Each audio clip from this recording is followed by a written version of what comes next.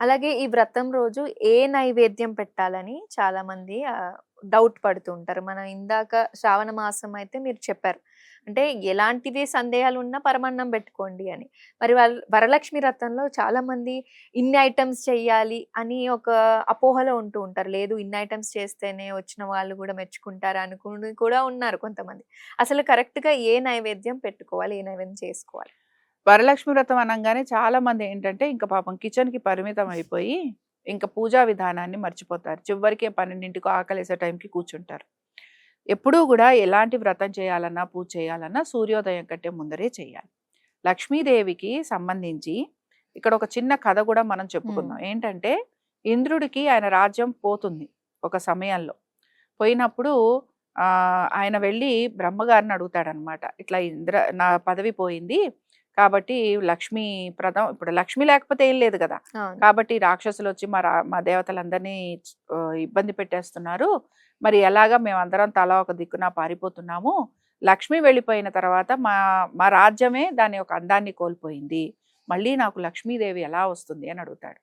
అడిగినప్పుడు బ్రహ్మగారంటారు, పద మనం విష్ణుమూర్తిని అడుగుదాం అంటాడు. అంటే విష్ణుమూర్తి మనకి దేవి భాగవతంలో చెప్తాడనమాట. లక్ష్మి ఎవరింట్లో ఉంటుంది, ఎవరింట్లో ఉండదు అని.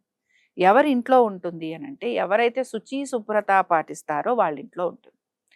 ఆ వరలక్ష్మి వ్రతం రోజు తెగ దుమ్ములు దులిపేసి, ఇల్లంతా సర్దేసి, కడిగేసి చేసిన వాళ్ళే తర్వాత రోజుల్లో కూడా చెయ్యాలి. హ్మ్. అర్థమైందా? శుచి, శుభ్రత ఇది ఫస్ట్. ఎవరింట్లో శుచి, శుభ్రత ఉంటుందో వారింట్లో ఉంటుంది. ఎవరింట్లో ఇప్పుడు మనం గలపాల్సింది దుబారా ఖర్చులు తగ్గిస్తారో వాళ్ళింట్లో ఉంటుంది.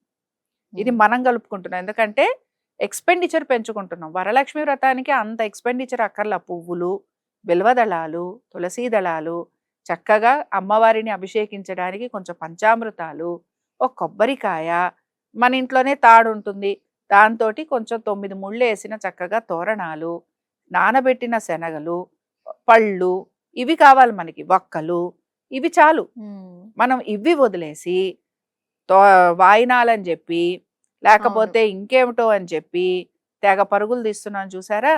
ఇది ఇది చేసే వాళ్ళకి లక్ష్మి ఉంటుందా అనంటే, ఆ కర్మానుసారం వాళ్ళకుండొచ్చు. కానీ హ్మ్. ఇంకొక రకమైన ఇబ్బంది కూడా వాళ్ళు ఫేస్ చేస్తారు.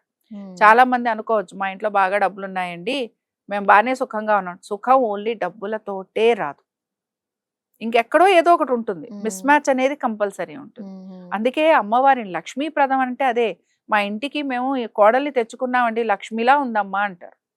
ఎందుకు అనంటే ఆవిడ నడుచుకుంటూ వచ్చినప్పుడు ఆవిడ అన్నీ తీసుకురావాలి. హ్మ్. అంటే అక్కడేమిటి సారెలు, కార్లు ఇవి కాదు. హుహు. అంటే లక్ష్మీప్రదంగా రావటం అనంటే తనతో పాటు సకల శుభాలు తీసుకొచ్చేది అని అర్థం. హ్మ్.